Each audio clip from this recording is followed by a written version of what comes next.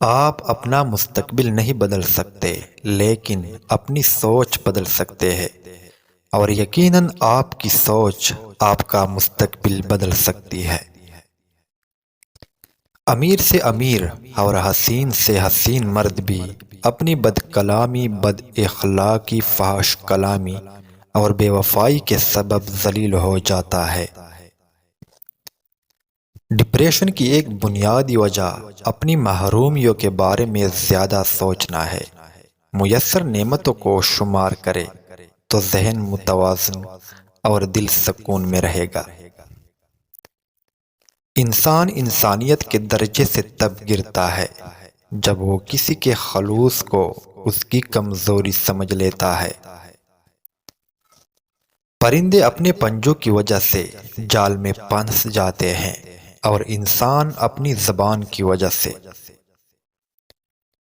دنیا میں تین ہی وفادار ہوتے ہیں: بوڑھی بیوی، پرانا کتا، اور وہ روپیہ جو جیب میں موجود ہے۔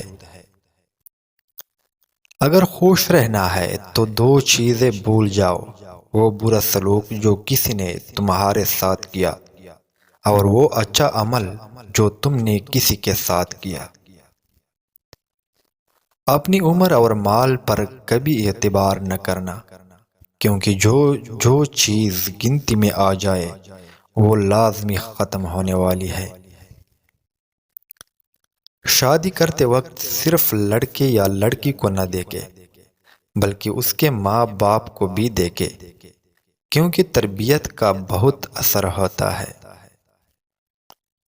ایک چھوٹا عمل بڑا بن سکتا ہے فقط نیت کے سبب سے، اور ایک عظیم عمل حقیر بن سکتا ہے نیت کی خرابی سے۔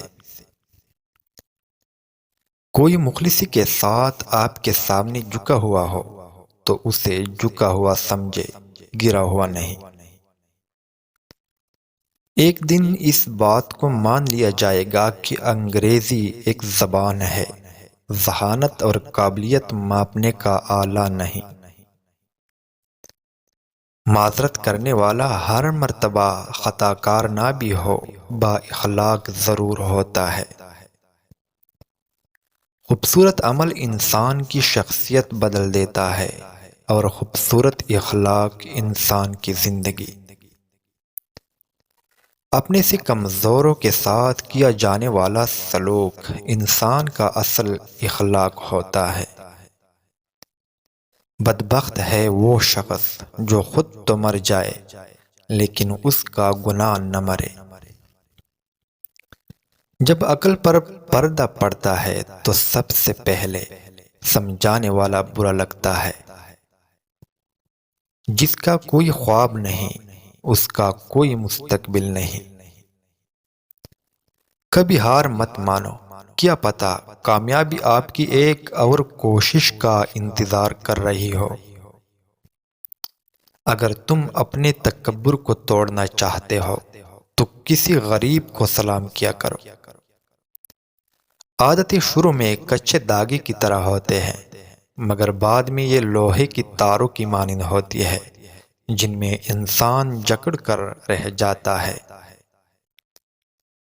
اگر سوال کتنی ہی بد تہذیبی سے پوچھا جائے، مگر جواب پوری تہذیب سے دینا ہے، کیونکہ ہسٹری سوال نہیں فقط جواب کا ریکارڈ رکھتی ہے۔ مذاق ضرور کیجیے، مگر اتنا دھیان رکھنا چاہیے کہ مذاق کرنے اور مذاق اڑانے کا فرق آپ کو معلوم ہو۔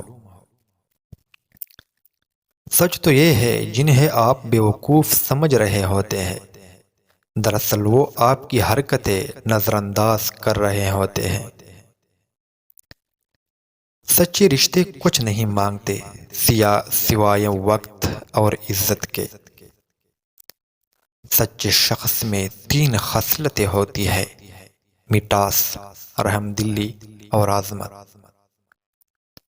ہمیں سچ بولنا بھی اچھا لگتا ہے، ہمیں سچ سننا بھی اچھا لگتا ہے، لیکن ہمیشہ دوسروں کے بارے میں۔ ہم لوگ جسم سے میل تو صاف کر لیتے ہیں، لیکن دلوں سے نفرتیں صاف نہیں کرتے۔ حالات بہتر کرنے کے لیے خود بہتر ہونا پڑتا ہے۔ ستارے کبھی دن میں نہیں چمکتے،